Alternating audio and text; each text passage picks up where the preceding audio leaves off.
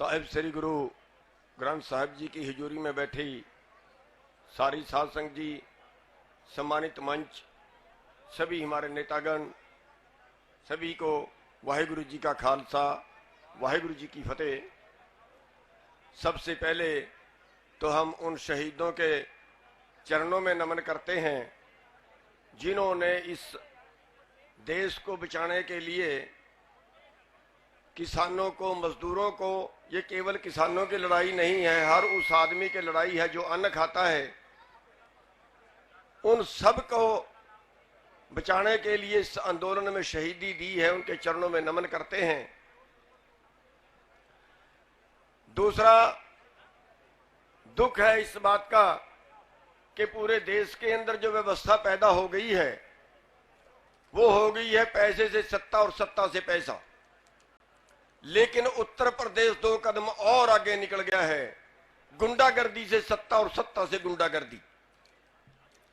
और दुख इस बात का भी है कि परमात्मा के बाद अगर कोई बचाने वाला होता है वो सरकार बचाने वाली होती है, वो नेता बचाने वाले होते हैं, दूसरी खुदाई माना जाता है। अगर वही जनता का कत्ल करना शुरू कर दें तो इससे बुरी, इससे निंदनीय, इससे बड़ी विडंबना और क्या हो सकती है। अगर कोई अब परिवारों के साथ अफसोस जताने भी आता है, कोई सभा में आना चाहता है, उसको भी रोक दिया जाता है।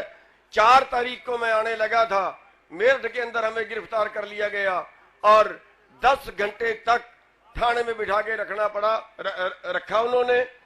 जब हरियाणा, पंजाब, उत्तर प्रदेश, उत्तराखंड जो लोगों ने जाम लगाया, तब रात को 11 बजे यहां से निकाल कर और रात को 2:30 बजे कुंडली बॉर्डर पे छोड़ के आए। उसके बाद फिर आना चाहा तो फिर उन्होंने रास्ते में 1:30 बजे गजरौला कला में नाका लगा के रोक लिया और उनसे भागना पड़ा। भेष बदल के निकल गए वहां से और सारी रात परेशान होते हुए, करंट भी एक जगह लग गया था। मेरे साथ एक साथी था, तार में करंट छोड़ा हुआ था, खेतों से होके जा रहे थे, परमात्मा ने रख लिए, बच गए। भेष बदल के जाना पड़ा, 250 किलोमीटर मोटरसाइकिल से लोकल रास्तों से निकल के जाना पड़ा। और आज भी मेरे को डाउट था कि हमें जरूर रोकेंगे, आज भी 50 किलोमीटर जंगल के रास्ते से होके आए हैं। साथियों, ये क्रूरता, आज तक मंत्री की गिरफ्तारी ना होना, सबसे बड़ा इस केस का जो मुजरिम है वो मंत्री है और हम मंत्री की गिरफ्तारी की मांग करते हैं।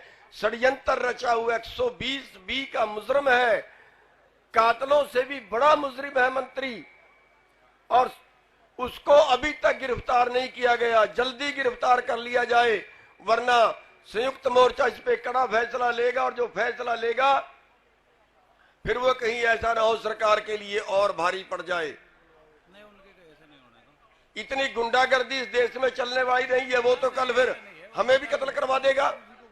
अगर उसकी गुंडागर्दी से डरेंगे वो तो किसी को भी कत्ल करवा देगा। तो ये किसी हालत बर्दाश्त नहीं होगी। और जहां तक सवाल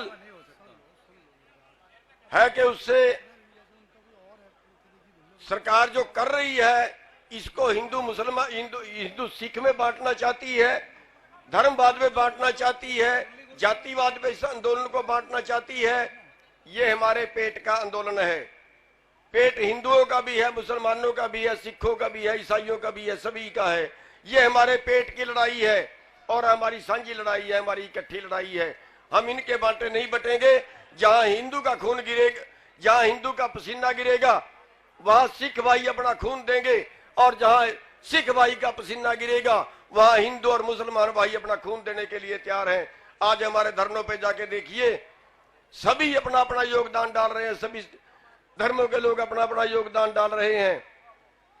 आज की जो श्रद्धांजलि है वो सभी धर्मों के लोग अपने अपने जगह पे पूरे देश के अंदर शहीदों को श्रद्धांजलि दे रहे हैं। तो हमें कोई बांटने की कोशिश ना करे, हम सब आपस में भाई भाई। और ये आंदोलन जो है ये मानवता का आंदोलन है।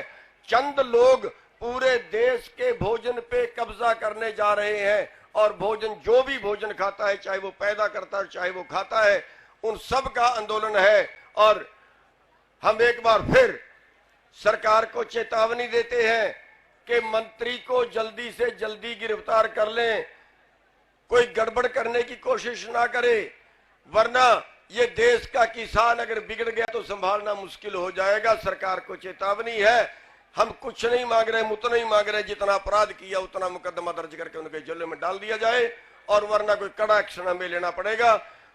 इसी के साथ एक बार फिर शहीदों को श्रद्धा सुमन अर्पित करता हुआ आप सबका बहुत बहुत धन्यवाद। वाहिगुरु जी का खालसा, वाहिगुरु जी की फतेह।